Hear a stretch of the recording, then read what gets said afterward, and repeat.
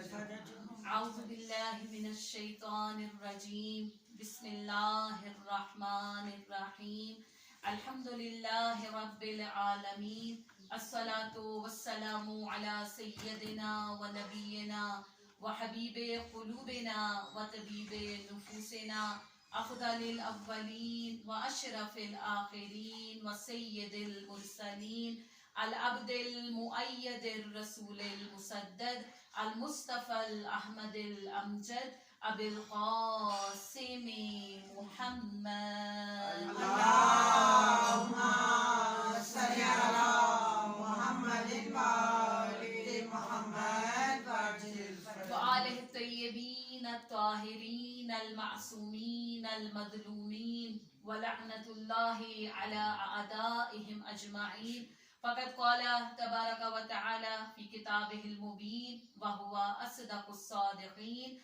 بسم الله الرحمن الرحيم كل نفس ذائقة الموت اللهم صل على محمد وآل محمد وعجل فرجهم أجمعين.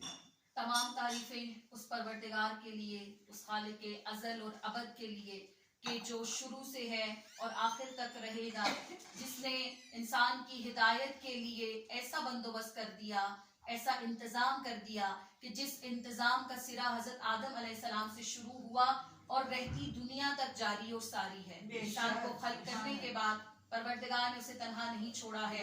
وہ خدا اپنی ہدایت کی کتاب میں، جو کتاب شفا ہے، جو ہدایت ہے، جو نور ہے، جو قرآن مجید ہے، جو فرقان حمید ہے، ایک مختصر سی آیت مبارکہ کی جس کی تلاوت میں نے آپ کے سامنے کی اور بارہا اس آیت کو سنا ہے، بچپن سے سنتے آ رہے ہیں. کل نفس ذائقۃ الموت، ہر نفس نے موت کا مزہ چکھنا ہے. جتنے بھی انسان کیا، حیوانات کیا، جو بھی اس کائنات میں آیا ہے، ایک دن اس نے موت کا مزہ چکھا ہے. ہر نفس نے موت کا مزہ چکھنا ہے. کوئی انسان اس دنیا میں ہمیشہ کے لیے نہیں ہے. انسان آتا ہے، کوئی 20 سال، کوئی 30 سال، کوئی 5 سال، کوئی 2 سال، کوئی 1 سال، حتیٰ ایک لمحہ بھی ایسا. بعض انسان ایسے ہیں جو صرف ایک لمحہ اس دنیا میں رہی ہیں. وہ نفس ایک لمحے کے لیے اس دنیا میں آیا اور پھر اس کے بعد اس کا خاتمہ ہو گیا. اور کچھ ایسے ہیں کہ جو سالوں سال جیے ہیں اور پھر خاتمہ ہو گیا. یہاں تک کہ خود ائمہ طاہرین علیہ السلام کہ جن کے لیے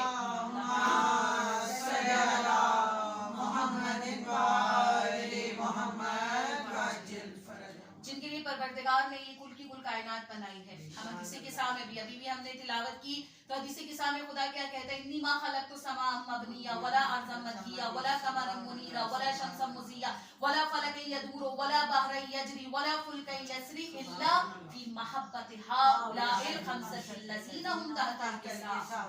کچھ بھی فرق نہ کرتا، جو بھی کیا ہے وہ ان کی محبت میں کیا ہے. اور پھر آگے نام بھی بتائے گئے ہیں، تعارف بھی کرایا گیا کہ کون ہے کہ جن کی محبت میں خلق کیا. تو خدا نے اس وقت تعارف کرا دیا کہ ہم فاطمہ سبحان اللہ. اللہم صل علی محمد وآل محمد وعجل فرجهم. اب جن کے لیے کل کی کل کائنات بنی ہے، جن کی محبت میں خدا نے کہا کہ میں نے زمین بنائی، میں نے آسمان بنایا، میں نے سورج بنایا، میں نے ستارے بنائے، میں نے چاند بنایا، میں نے کہکشاں بنائے، میں نے دریا بنایا، میں نے پہاڑ، میں نے تمام چیزیں ان کی محبت میں بنائی ہیں.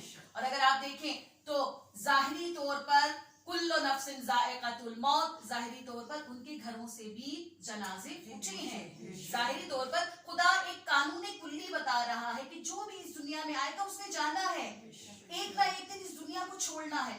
لہٰذا یہ دنیا، مولا کائنات امیر عرب علی ابن ابی طالب ارشاد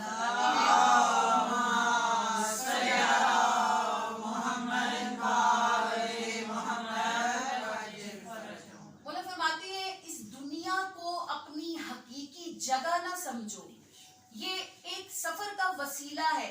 بعض روایات میں امام نے کشتی سے مثال دی ہے دنیا کو، بعض جگہ پر امام نے اس کو جیسے بس ہوتی ہے، جو بھی ٹریول کا ایک وسیلہ ہوتا ہے، امام نے بہت ساری روایات میں مختلف تشبیہات دی ہیں کہ دنیا آپ ایسے سمجھیں کہ دنیا آپ کا مقصد، ہدف نہیں ہے، آپ نے ایک اور منزل تک جانا ہے. یہ دنیا آپ کے لیے ایک وسیلہ ہے کہ جس طرح ہم سوار ہوتے ہیں کسی بھی ٹرانسپورٹ پہ اور پھر ہم اپنے مقصد تک پہنچتے ہیں.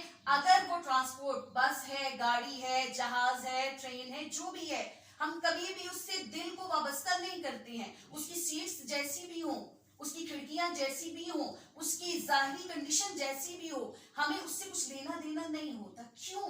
ایک چیز ہمارے ذہن میں ہوتی ہے, وہ یہ کہ ہم یہاں بیٹھ کے مقصد تک جا رہے ہیں, ہم نے ہمیشہ یہاں نہیں رہنا ہے.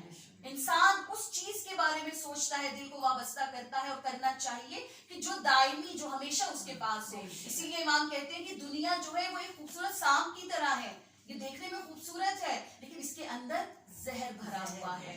جس طرح سانپ دیکھنے میں بڑا خوبصورت لگتا ہے, بعض سانپ ایسے ہوتے ہیں, اور بچہ جو ہوتا ہے, پھر امام مزید آگے فرماتے ہیں کہ جو نادان ہوتا ہے وہ دنیا سے دل لگاتا ہے, اور جو سمجھدار اور عاقل ہوتا ہے وہ اس سے بچتا ہے, وہ صرف اتنا ہی اس سے لیتا ہے جتنا اسے چاہیے.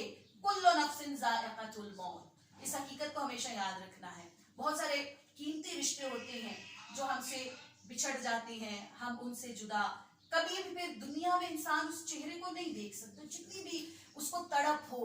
اور بعض موقع ایسے زندگی میں آتے ہیں کہ اس قدر بے تابی بڑھ جاتی ہے کہ دل کہتے ہیں کہ بس کچھ ہو, کسی طرح ہم اس صورت کو دیکھ لیں, لیکن یہ ایک حقیقت ہے کہ انسان پھر دوبارہ دیکھ نہیں سکتا ہے.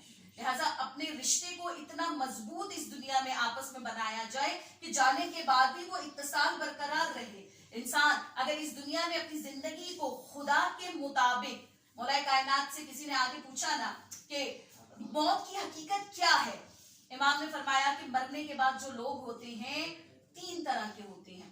ایک وہ ہوتے ہیں کہ جو ہمیشہ جنت میں رہتے ہیں, ایک وہ ہوتے ہیں جو ہمیشہ جہنم میں رہتے ہیں, اور تیسرا گروہ وہ ہے کہ جو خوف اور رجا کے درمیان ہوتا ہے. یعنی اسے ڈر ہوتا ہے, خوف بھی ہوتا ہے کہ پتہ نہیں میرے ساتھ کیا ہوگا, اور کبھی امید بھی ہوتی ہے کہ انشاءاللہ کہ میں پار چلا جاؤں گا, میں پولیس صراط سے گزر جاؤں گا. یہ 3 گروہ ہوتے ہیں. پھر امام نے خود ہی اس کی وضاحت کی, کہا پہلا گروہ وہ کہ جو ہمیشہ جنت میں رہے گا, وہ گروہ ہے کہ جو صرف دل سے نہیں بلکہ اپنے عمل سے بھی شیعہ بن کے دکھاتا ہے. جو بعمل شیعہ ہوتا ہے, جو ہمارے حقیقی چاہنے والے ہوتے ہیں. لیکن محبت میں اور عشق میں فرق ہوتا ہے. محبت میں انسان کی میں ہوتی ہے, کچھ کام ہم اپنی مرضی کی کریں گے, کچھ کام ہم جس سے محبت کر رہے ہیں اس کی, لیکن جہاں بات عشق کی آ جاتی ہے وہاں انسان کی میں ختم ہو جاتی ہے. وہاں انسان وہی کرتا ہے جس سے وہ عشق کر رہا ہے, جو اس کا معشوق چاہتا ہے. مولا کائنات فرما رہے کہ جو ہمارے عاشق ہوتے ہیں وہ اپنے عمل کو ہماری مرضی کے مطابق بنا لیتے ہیں, اور پھر ان کا مقام اور مرتبہ کیسا ہوتا ہے, دائمی جنت میں رہتے ہیں. بلکہ جنت میں تو بعد میں مرحلہ آتا ہے نا, پہلا مرحلہ ہوتا ہے جان کنی کا. انسان کی جان جب بدن سے نکلتی ہے بڑا مشکل وقت ہوتا ہے, بڑا مشکل مرحلہ ہوتا ہے. اس وقت ہم تو ظاہراً ایک انسان کو دیکھ رہے ہوتے ہیں کہ آہستہ آہستہ جس کی سانسوں کا رشتہ اس کے بدن سے ٹوٹ رہا ہوتا ہے, لیکن حقیقت میں اس پہ کیا گزر رہی ہوتی ہے, بہت سخت مرحلہ ہوتا ہے. ہمارے 8ویں امام فرماتے ہیں نا کہ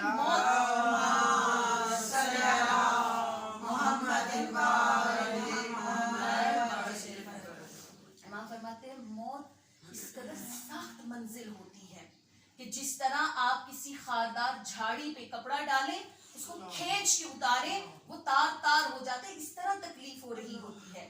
اب کیا یہ سب کے لیے ہوتا ہے؟ میں نے 3 آپ کے سامنے بتائی نا. امام نے کہا کہ 3 قسم کے لوگ ہوتے ہیں. جو پہلا گروہ ہے کہ جس کو امام نے کہا کہ ہمارے حقیقی چاہنے والے ہوتے ہیں, باعمل شیعہ ہوتے ہیں, ان کی موت ایسی نہیں ہوتی ہے, ان کی موت ایسی ہوتی ہے. اور ہمیشہ دعا مانگے کہ پروردگار ہمیں اس گروہ میں شامل کرے. جس کی موت کے بارے میں امام فرما رہے ہیں, ان کی موت ایسی ہوتی ہے کہ جس میں جیسے آپ پھول سے خوشبو سونگھتے ہیں, اس طرح ان کے بدن سے روح جدا ہو جاتی ہے. اتنا سا وقت لگتا ہے, اور نہایت, اور روح جب جدا ہوتی ہے تو منظر کیا ہوتا ہے. ہمارے چھٹے امام جعفر صادق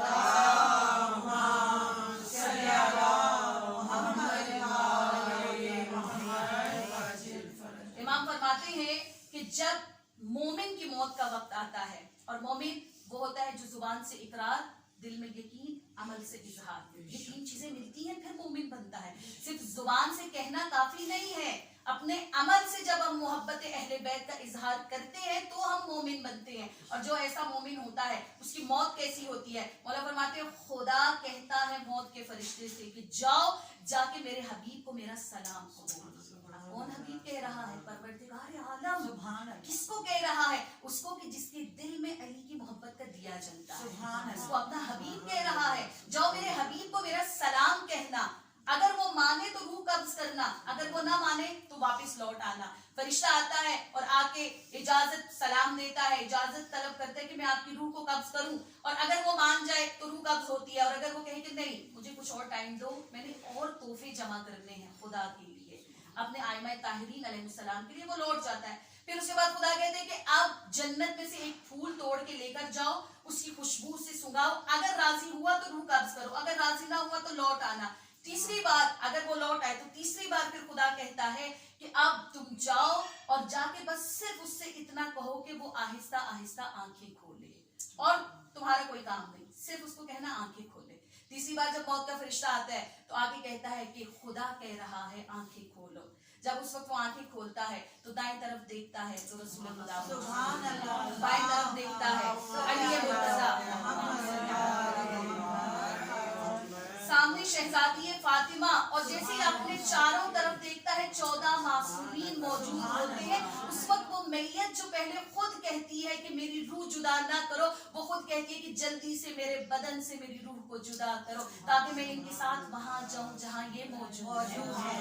کہ ہماری روح جو ہے وہ ابھی قید ہے. ابھی ہم چاہیں تو ہم کربلا نہیں جا سکتے ہیں، اگر ہم چاہیں تو ہم مدینہ منورہ نہیں جا سکتے ہیں، ہم چاہیں تو ہم مشہد مقدس نہیں جا سکتے، لیکن جب ہماری روح اس قفس سے آزاد ہو جاتی ہے تو پھر روح جہاں بھی چاہے وہاں جا سکتی ہے. ہمارے جو عزیز اس دنیا سے چلے گئے ہیں انشاءاللہ پروردگار ان کو مومنوں میں شمار کرے، کیونکہ روح آزاد ہے. آج کی رات جو ہے شب جمعہ ہے، شب جمعہ زیارت امام حسین کی رات ہے، اور جو نیک ارواح ہوتی ہیں خدا ان کو شب جمعہ کربلا بھیجتا ہے. کربلا جا کے امام کے ظاہر بنتے ہیں، وہ مشہد مقدس جا سکتے ہیں، وہ مدینہ منورہ جا سکتے ہیں، وہ شام جا سکتے ہیں. روح آزاد ہو جاتی ہے. اس وقت میت کہتی ہے جلدی سے میری روح کو جدا کرو. یہ مومن کی موت ہے. اگر باعمل مومن بن جائے تو موت ایسی ہو جاتی ہے کہ 14 معصومین کے سائے میں اس دنیا سے جاتے ہیں. بہت سارے ایسے موجود ہیں. آپ اگر علماء کی حالات زندگی پڑھیں تو آپ کو بہت سارے ایسے واقعات ملیں گے. آیت اللہ حائری بہت بڑے بزرگ تھے. وہ اپنے سسر کے بارے میں کہتے ہیں کہ میرے سسر کی موت کا وقت تھا اور ان کی حالت جو ہے بالکل وہ خاموش ہو گئے تھے. ایک ہفتہ کچھ نہیں بولتے، کچھ نہیں کھاتے تھے. ان کی بیٹی جو ہے وہ ان کے سرہانے بیٹھی، آخری چیز جو اس نے ان کے منہ میں ڈالی وہ آب زمزم میں خاک شفا ملا کے وہ جب منہ میں ڈالی تو انہوں نے ایک ہی جملہ کہا، آسمان کی طرف دیکھا اور کہا کہ پروردگار گواہ رہنا، تیری دنیا سے جو آخری چیز کھا رہا ہوں وہ تربت حسین ہے. اتنی محبت تھی امام حسین سے، آخری چیز کہا تربت حسین، اور اس کے بعد کچھ نہیں بولے.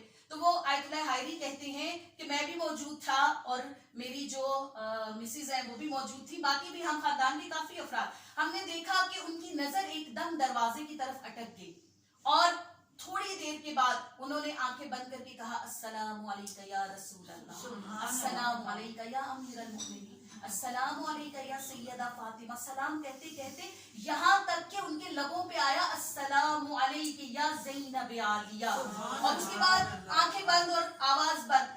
پتہ ہی نہیں چلا کب ان کے بدن سے روح جدا ہو گئی، اور جو جملہ انہوں نے آخری کہا تھا وہ جناب زینب کو سلام کہا تھا. وہاں سے ہمیں پتہ چلا کہ جناب زینب بھی آئی تھی.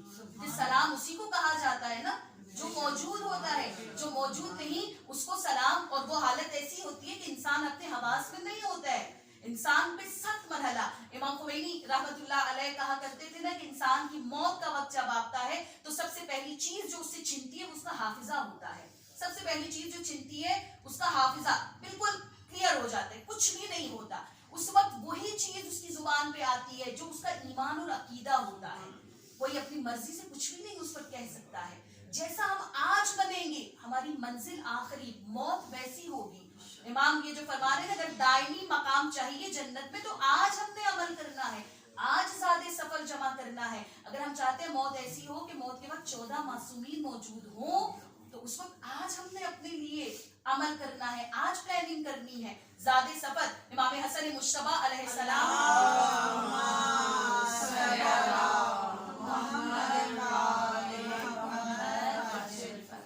مولا نے चंद वसीयतें की थी। उस वक्त जब इमाम को जहर मिला था और इमाम के जिगर के टुकड़े टुकड़े हो रहे थे, उस वक्त जो है इमाम के पास एक सहाबी आए और उन्होंने कहा कि मौला कुछ वसीयतें कर दे, नसीहतें कर दे। तो इमाम ने वसीयत और नसीहत के उन्वान से चंद वसीयतें की थी। एक जुमला इमाम ने कहा था कि इस्ताइद्दा लिसफर, अपने सफर की तैयारी करो, कब्ला हुलूल अजल, उसके आने से पहले, क्योंकि अगर तुम आने से पहले तैयारी नहीं करोगे और वो सफर तुम्हें दरपेश आया तो बहुत मुश्किल हो जाएगा।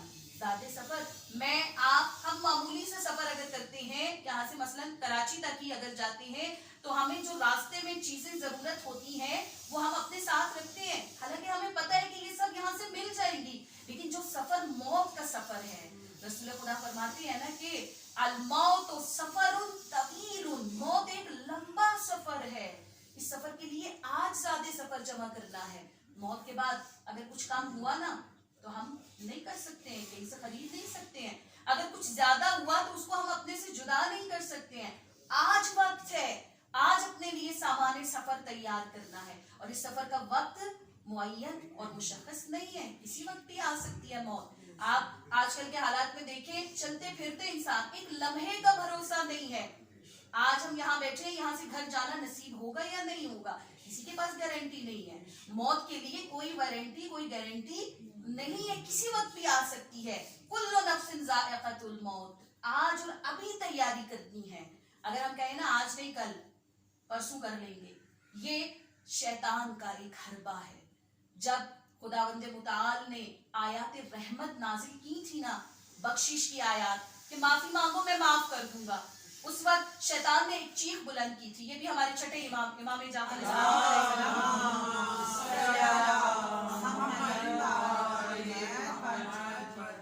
इमाम फरमाते, शैतान ने एक चीख बुलंद की और उस वक्त उसने अपने सारी जो औलाद है, आल है, उसको जमा किया और कहा कि खुदा ने एक बहुत बड़ी बात कह दी है, बहुत बड़ी आयत नाजिल कर दी, आयत रहमत, आयत बख्शिश, कि कोई भी गुनाह करे, तौबा करे, मैं माफ कर दूंगा। तो हम तो जितनी मेहनत करेंगे उसके बाद वो तो रायगान चली जाएगी। एक बार अगर इंसान, शबे जुमा है ना, एक बार अगर हाथ फैला के कह देगा दिल से अस्तगफिरुल्लाह रब्बी व अतूबु इलैहि, खुदा को कुछ भी नहीं चाहिए, खुदा सिर्फ ये जुमला चाहता है। और ये जुमला जुबान से सिर्फ नहीं, दिल से। इंसान से खता हो जाती है, गलती हो जाती है। शबे जुमा अगर हाथ फैला के खुदा से दुआ मांग ले, अगर बख्शिश तलब कर ले, खुदा माफ कर दे, तो उसकी रहमत बहुत वसी है, इतनी वसी है कि इंसान की अक्ल वहां तक नहीं पहुंच सकती है, वसी समुंदर रखता है वो। अब यहाँ फिर एक बात जहन में आ गई, मूसा अलैहिस्सलाम ने खुदा से रहमत के बारे में पूछा था ना, कहा परवरदिगार अपनी रहमत दिखा। खुदा ने उस वक्त कहा मूसा पलट के देख। मूसा अलैहिस्सलाम ने पलट के देखा, एक दरख्त था, दरख्त के ऊपर एक चिड़िया बैठी थी, चिड़िया के मुंह में थोड़ी सी खाक थी। उस वक्त मूसा अलैहिस्सलाम ने कहा परवरदिगार मैंने तुझसे तेरी रहमत के बारे में सवाल किया और मुझे ये मंजर दिखा रहा है। खुदा ने कहा मूसा गौर से देख।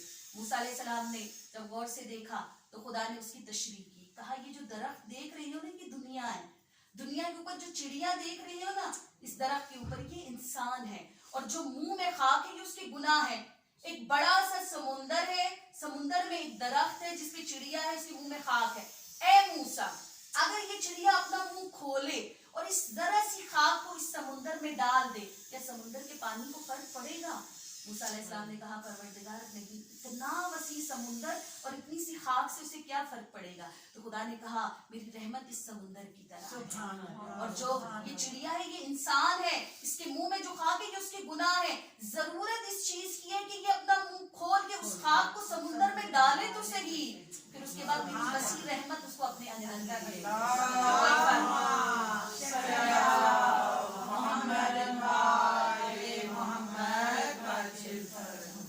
बस खुदा ने, हम तो खुश नसीब कौम है कि जिन्हें मौलाए कायनात अली अलैहिस्सलाम जैसा रहबर अता किया। आज की रात दुआ कुमैल है ना, दुआ कुमैल को खोल के अगर हम पढ़ते हैं हाथों को फैला के, अब यहाँ पे सलीका हमें मांगने का नहीं आता, लेकिन खुदा का इतना करम है हम पे कि उसने हमें एक ऐसा उस्ताद दे दिया कि जिस उस्ताद ने सिर्फ सिखाया नहीं बल्कि अपने अल्फाज दे दिए हैं कि जब शबे जुमा आए हाथों को फैलाओ, हाथ फैला के मेरे अल्फाज اگر تمہارے پاس الفاظ نہیں ہے, تمہیں سلیقہ طریقہ نہیں آتا, تو میں علی اپنے الفاظ دیتا ہوں. شب جمعہ ہاتھ پھیلا کے دعائے کمیل پڑھ کے خدا سے مانگو. جب دعائے کمیل پڑھ کے ہم خدا سے مانگیں گے تو یقین رکھیں کہ خدا معاف کر دے گا. البتہ صرف زبان سے نہ ہو, یہ الفاظ صرف زبان سے جاری نہ ہو, اپنے دل سے, اپنے تمام وہ دعائے کمیل میں یہ الفاظ آتے ہیں نا کہ خدایا جو میں نے جان بوجھ کے خطائیں کی, جو میں نے بھول کے کی ہیں, جو نہ انجانے میں ہو گئی ہیں, جو بھی میں نے سب کے سامنے کی ہے, پوشیدہ کی ہے, وہ سارے جملے آتے ہیں نا. جب یہ جملے کہیں اس وقت آپ اپنی تمام, ظاہر انسان ہے, خطا کا پتلا ہے, غلطیاں ہو جاتی ہیں, خطائیں ہو جاتی ہیں, ان کو ذہن میں رکھ کے جب ان جملوں کو کہیں گی نا تو خدا کی طرف سے آواز آئے گی کہ میں نے تمہیں معاف کر دیا. لفظ علی کے ہیں, اور اگر ہاتھ میں عقیق کی انگوٹھی ہو تو نور علی سامنے کر کے الفاظ علی کو لے کر شب جمعہ خدا کی بارگاہ میں جا کر خدا کیا کچھ عطا کرتا ہے. خدا رحیم ہے, خدا کریم ہے, خدا معاف کر دیتا ہے. اس لیے شب جمعہ ہے, اپنے لیے, اپنے مرحومین کے لیے ضرور مانگیے. بس پہلا گروہ وہ ہوا کہ جو ہمیشہ جنت میں رہے گا. دوسرا گروہ امام نے فرمایا وہ کہ جو ہمیشہ جہنم میں رہے گا. مولا نے اس کی بھی وضاحت کی. وہ کون ہے؟ وہ کہ جو اہل بیت علیہ السلام کے دشمن ہیں, جو ان سے بغض رکھتے ہیں. امام کہہ رہے ہیں وہ ہمیشہ جہنم میں رہیں گے. تیسرا گروہ جو کبھی خوف میں, کبھی رجا میں, کبھی امید کہ خدا معاف کر دے گا, کبھی خوف کہ پتہ نہیں. اور امام نے کہا یہ گروہ 3000 سال کے بعد جنت میں جائے گا. جنت میں جائے گا لیکن 3000 سال کے بعد. مولا یہ کون لوگ ہیں؟ یہ وہ لوگ ہیں کہ جو زبان سے تو کہتے ہیں کہ ہم شیعہ یعنی علی ابن ابی طالب ہیں, لیکن ان کا عمل جو ہے وہ اہل بیت کے برخلاف ہے. یہ آخر جنت میں جائیں گے, یہ امام کا وعدہ ہے, لیکن 3000 سال کے بعد وہ جنت میں جائیں گے, اور گزر کے بھی جہنم سے جائیں گے. پھر امام نے فرمایا کہ اب فیصلہ خود کرنا ہے کہ آپ نے کون سا گروہ چننا ہے, پہلا گروہ یا دوسرا یا تیسرا. یہ فیصلہ میرا اور آپ کا ہے. ابھی وقت ہے, آج ہم اپنے لیے زیادہ سفر جمع کر سکتے ہیں, موت کو آسان بنا سکتے ہیں. چند چیزیں ہیں کہ جو انسان کی موت کو آسان کر دیتی ہیں. ایک تو دعائے عدیلہ ہے. کوشش کریں دن میں ایک دفعہ دعائے عدیلہ ضرور پڑھیں. اتنی لمبی دعا نہیں ہے. دعائے عدیلہ امام علی علیہ السلام فرماتے ہیں کہ جو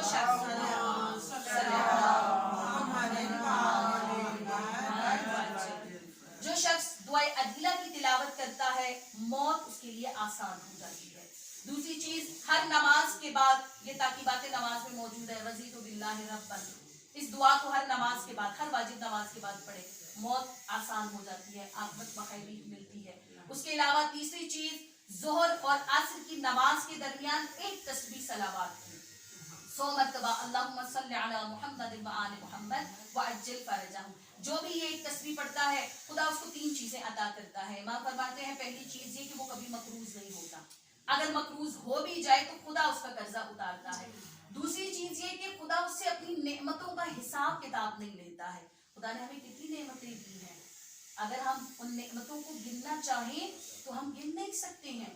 ایک ایک نعمت جو ہے وہ شکر کی طلبگار ہے, لیکن ہم شکر بجا نہیں لا سکتے. خدا کسی نعمت کا حساب نہیں لیتا. اور تیسری چیز, جو بھی ایک تسبیح صلوات کی پڑھتا ہے ظہر اور عصر کی نماز کے درمیان, خدا اس کی موت کو آسان بنا دیتا ہے. موت کے وقت اس کو عاقبت بخیری نصیب ہوتی ہے. چند چیزیں ہیں کہ جو عملی ہیں اور چند چیزیں ہیں کہ جو پڑھنے کے ساتھ ہیں. عملی یہ کہ نماز اول وقت, اگر نماز اول وقت ادا کی جائے نا موت بہت آسان ہو جاتی ہے. اور موت کے بعد کا جو ہوتا ہے منظر, یہ چند لڑکے تھے تہران میں جو گئے عید نوروز پہ.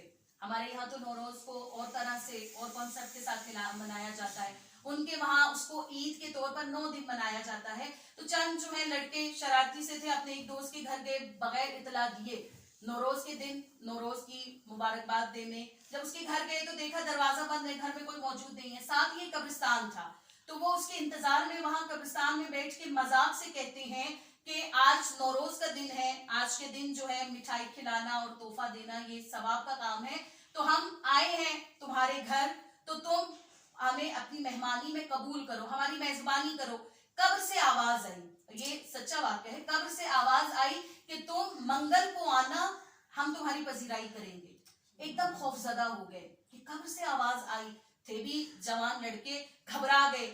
خیر لوٹ کے گھر گئے. منگل تک بڑی ان کی حالت خراب رہی کہ پتہ نہیں قبر سے آواز آئی تھی شاید ہماری موت قریب ہے. جب منگل کا دن آیا ایک دوسرے سے سوال جواب کیے کہ تم سلامت ہو تم سلامت ہو. جب پتہ چلا کہ سب ٹھیک ہے کوئی کسی کے ساتھ مسئلہ نہیں ہوا تو پھر مل کے دیکھ جاتے ہیں ماجرا کیا ہے. ہم اس قبر پہ جا کے دیکھتے ہیں کہ کیوں آواز آئی, ہمارا وہم تھا یا خیال تھا یا واقعہ تھا.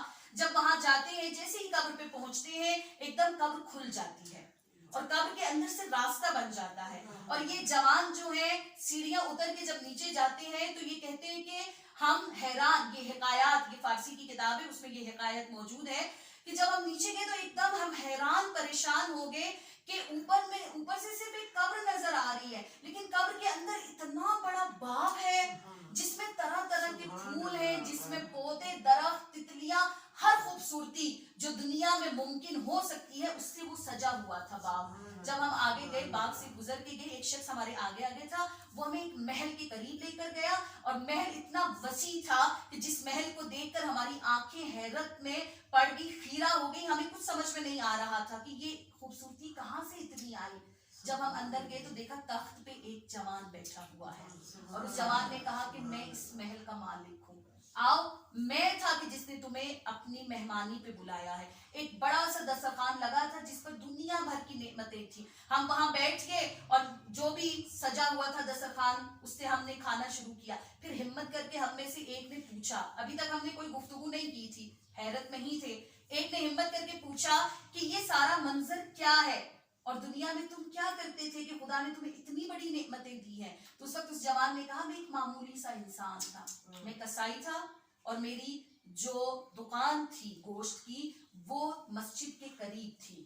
جیسے یہ آزان ہوتی تھی اللہ اکبر کی آواز آتی, میں اپنا تلا ہوا گوشت اور جو گاہک میرے وہاں کھڑا ہوتا تھا دکان پہ میں اس کو بھی وہیں چھوڑ کے جا کے پہلے نماز پڑھتا تھا, نماز پڑھنے کے بعد آ کے میں اپنا کاروبار کرتا تھا. اور جب میری موت آئی تو اس وقت مجھے یہ بشارت دی گئی کہ تم جو اول وقت نماز ادا کرتے تھے موت بھی آسان اور اس کے بعد تمہیں خدا وہ عطا کرے گا کہ جس کے بارے میں کوئی انسان سوچ نہیں سکتا ہے. یہ اول وقت نماز کی برکت, جیسے ہی آزان ہو انسان فوراً جو ہے اول وقت نماز ادا کرے, اس اول وقت نماز سے انسان کی موت آسان ہو جاتی ہے. اور موت کے بعد پھر جو مرحلے ہوتے ہیں ہر مرحلہ آسان ہوتا جاتا ہے, ہر مرحلہ, کیونکہ ہم تو وہ اہم چیز جو ہے جو تمام اعمال کی قبولیت کی جڑ ہے وہ اہل بیت کی محبت, پروردگار نے وہ نعمت ہمیں عطا کی. اب اس نعمت کے ساتھ آگے استعمال ہمارا کام ہے کہ ہم اس نعمت کو کیسے استعمال کرتے ہیں. اس نعمت سے ہم ان تین گروہ میں سے کون سا گروہ چنتے ہیں. پہلا گروہ وہ کہ جو میثم تمار کا گروہ ہے, جو امان یاسر کا ہے, جو ابو ذر غفاری کا ہے, جو مالک اشتر کا ہے. آیا ہم اس گروہ میں جو فضا ان کا گروہ ہے آیا اس گروہ میں ہم جگہ چاہتے ہیں, یا ہم وہ گروہ کے جو خوف اور رجا میں رہے جو 3000 سال, کیا یہ دل برداشت کرے گا کہ ہم وہاں پہنچ کے کہ جہاں ہمیں پتا ہے کہ اس حد سے آگے 14 معصومین موجود ہیں, کیا ہم یہ برداشت کر سکیں گے کہ ہم سے دور رہیں. انسان کبھی بھی یہ برداشت نہیں کر سکتا ہے. جو بھی محبت اہل بیت رکھتے تڑپتے ہیں, اس وقت ہمارے دل تڑپتے ہیں نا کربلا کے لیے, ہر وقت یہ دعا رہتی ہے لبوں پہ کہ خدایا ہمیں کربلا بلا, خدایا ہمیں کربلا بلا. کربلا جب ہم جاتے ہیں تو کیا دیکھتے ہیں, ایک زری ہوتی ہے, زری کا ہی بوسہ لیتے ہیں نا, زری کے اندر ہمارے مولا موجود ہے یہ یقین ہے, لیکن آنکھوں نے امام کو نہیں دیکھا ہے. پھر بھی ہم بےتاب ہوتے ہیں جانے کے لیے. تو مرنے کے بعد تو ہمیں پتا ہوگا کہ یہاں سے پار ہمارے امام موجود ہیں کہ جن کو میں دیکھ سکتی ہوں, جن سے میں گفتگو کر سکتی ہوں, جن کے قدموں میں میں بیٹھ سکتی ہوں. پھر دل کیسے برداشت کرے گا کہ میں ان سے دور رہوں. لہذا اس دوری کو ختم کرنے کے لیے اپنے زاد سفر کو تیار کرنا ہے. کل نفس ذائقۃ الموت. جناب سیدہ سلام اللہ علیہا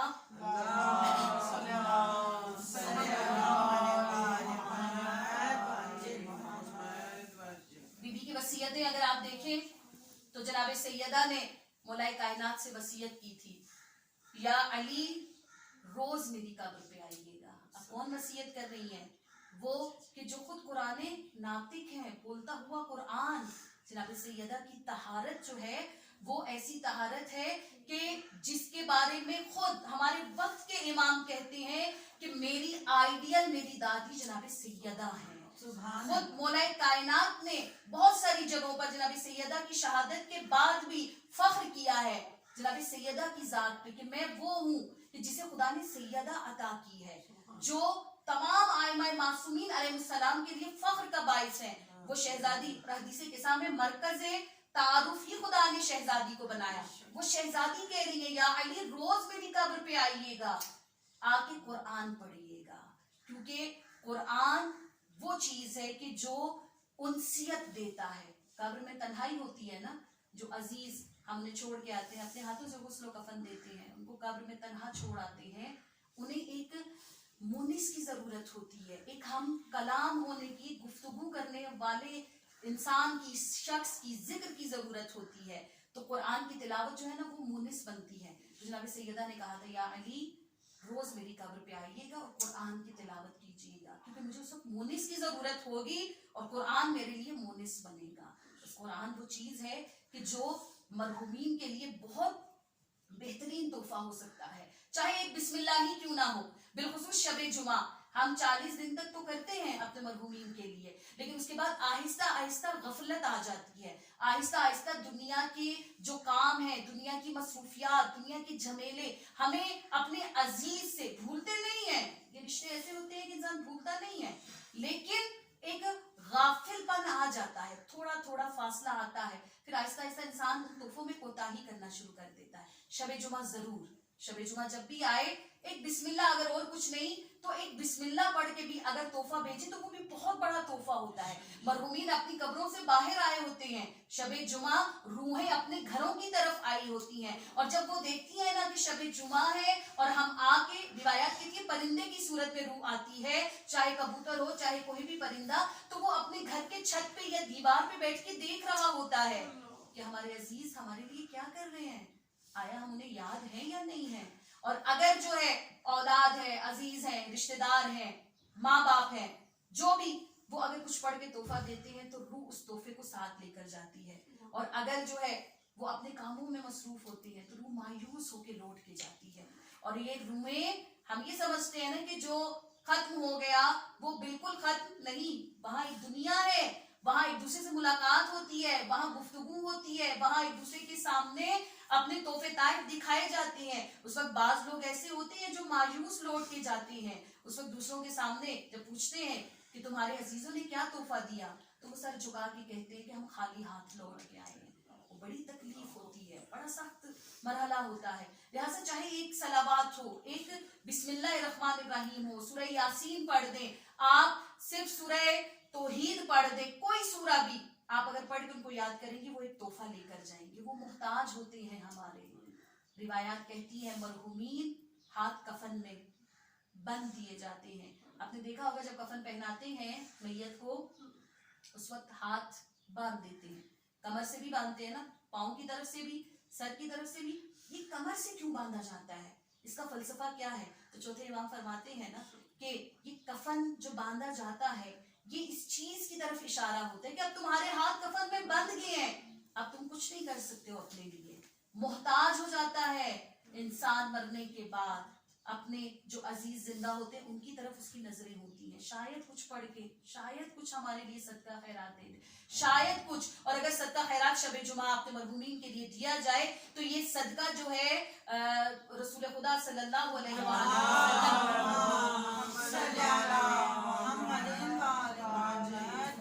پیغمبر فرماتے ہیں کہ ایک تشت میں اس کو سجایا جاتا ہے, 70,000 فرشتے, ایک صدقہ. اب جتنا بھی حسب توفیق دے, ضروری نہیں بڑا صدقہ, جتنا بھی صدقہ دیا جائے خلوص دل سے وہ صدقہ ایک تشت میں سجایا جاتا ہے, اور 70,000 فرشتے جو ہیں اس تشت کو لے کر جاتے ہیں میت کی قبر میں, اور جیسے ہی وہ اس کی قبر میں داخل ہوتے ہیں اس صدقے کے نور سے اس کی قبر روشن ہو جاتی ہے اور وسیع ہو جاتی ہے, اور اس وقت فرشتے اسے کہتے ہیں کہ یہ تمہارے فلاں عزیز نے تمہارے لیے تحفہ بھیجا ہے, اور اس تحفے سے میت کی تمام سختیاں ختم ہو جاتی ہیں.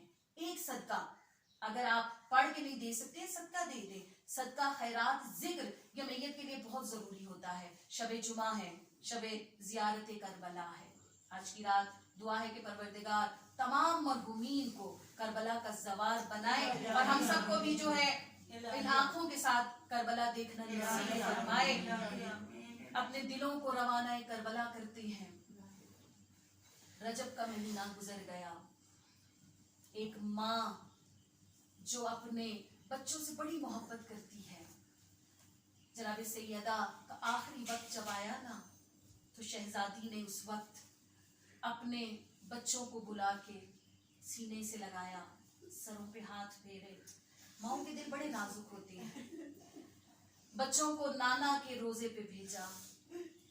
علی کو بٹھا کے رات کو وصیتیں کی تھی، یا علی میری قبر پہ وہ نہ آئے جنہوں نے میرا دروازہ جلایا، یا علی میری قبر پہ وہ نہ آئے جنہوں نے مجھے دربار سے خالی لوٹایا، یا علی مجھے رات کو غسل و کفن دیجیے گا، یا علی میرا جنازہ رات کو اٹھائیے گا، یا علی میرا جنازہ اٹھاتے وقت کسی کو خبر نہ دیجیے گا. وصیتیں ہو گئیں. چند وصیتیں اور بھی کی کہ میرے حسین کو بڑی پیاس لگتی ہے، یا علی میری زینب کا خیال رکھیے گا. وصیتیں تمام ہوئیں. صبح کا سورج نکلا. بستر سے نہ اٹھنے والی سیدہ اٹھتی ہیں، اپنے بچوں کو نہلا کے کھانا کھلا کے بچوں کو نانا کی قبر مطہر پہ بھیجتی ہیں اور آواز دے کے کہتی ہیں، اے اسماء میں اپنے حجرے میں جا رہی ہوں، جب تک میری آواز آتی رہے سمجھنا سیدہ اس دنیا میں ہے، اور جب آواز آنا بند ہو جائے تو سمجھ جانا سیدہ بابا کے پاس چلی گئی. ایک وقت آیا، اسماء نے دیکھا آواز آنا بند ہوئی. میرا دل کہتا ہے اسماء کا دل دعا کر رہا ہوگا، اللہ شہزادی کی تسبیح نہ رکے. لیکن جب آواز رکی نا، اسماء نے دروازہ کھولا. کیا منظر دیکھا مصلی عبادت پہ، رسول کی بیٹی آنکھیں بند کیے. وہ سیدہ جس کے لب کبھی تسبیح سے رکے نہ تھے، آج وہ لب خاموش ہیں. یہ خبر دی گئی نا علی کو. علی مسجد کے دروازے میں تھے. مولا کائنات پہ بہت ساری مصیبتیں پہلے بھی آئی تھی. اپنے بابا کا جنازہ دیکھا تھا، اپنی ماں کا جنازہ دیکھا تھا، لیکن کبھی بھی علی نے غش نہیں کھایا تھا. خیبر شکن علی جو میدانوں میں جیت کے آتا تھا، شیر علی. جب خبر ملی نا کہ سیدہ نہیں رہی، علی منہ کے باہر غش کھا کے زمین پہ گرے. جب علی ہوش میں آئے نا، ایک جملہ کہا، آج علی کا درد سننے والی چلی گئی، آج علی تنہا رہ گئے. علی گھر میں آئے، اتنے میں بچے بھی لوٹ کے آ گئے. آواز دی، اماں ہماری اماں کہاں ہے؟ اسماء نے کہا بچوں پہلے کھانا کھولو. بچوں نے کہا نانا نے خبر دے دی، ہماری ماں دنیا میں نہیں رہی. اب بچے ماں کے گرد آئے. حسن نے ماں کے پاؤں پکڑے، امام حسین نے ماں کا سر جھولی میں رکھا. زینب ماں کے سینے سے لپٹی ہے اور بچوں کے لبوں پہ ایک ہی جملہ ہے، اماں آنکھیں کھولیے.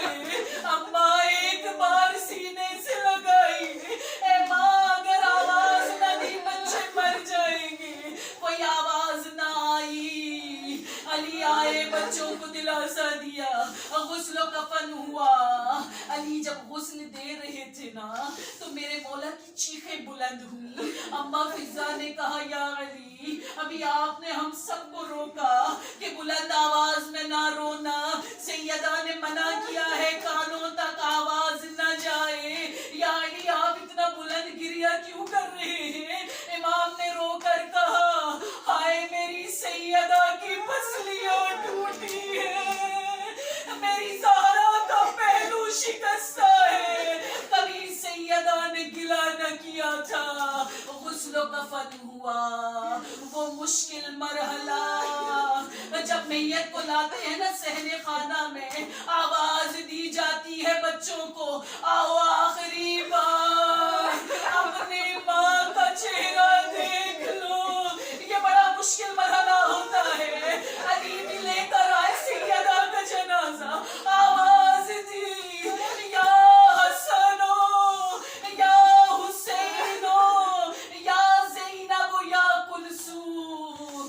बच्चे आए माँ से लिपट गए।